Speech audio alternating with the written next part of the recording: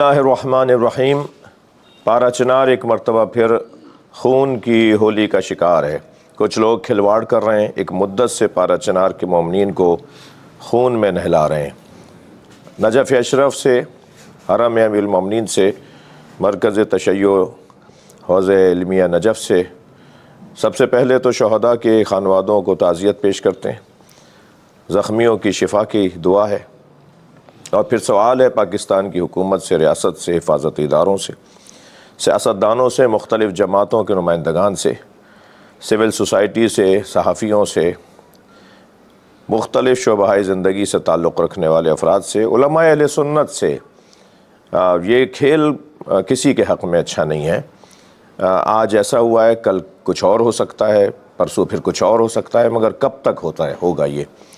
اور پھر بے تنگ آمد بے جنگ آمد کا قاعدہ اور جو ایک انداز ہے وہ یقیناً کسی کے حق میں اچھا نہیں ہے۔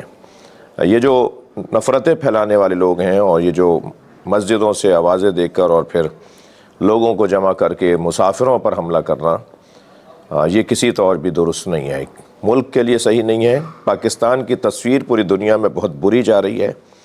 میں خدا نخواستہ کسی گھبراہٹ کا شکار نہ ہوں اور نہ کسی کو کر رہا ہوں، صرف پیغام اتنا ہے کہ اگر یہ کھیل روکا نہیں گیا تو پھر اپنی حفاظت کا اپنے ہاتھ میں انتظام لینا وہ یقیناً ہمارے ماحول کے لیے اچھا نہیں ہے۔ اللہ سے دعا ہے کہ اس مسئلے پر ذمہ داروں کو عقل عطا فرمائے، سمجھ عطا فرمائے اور تدبیر عطا فرمائے۔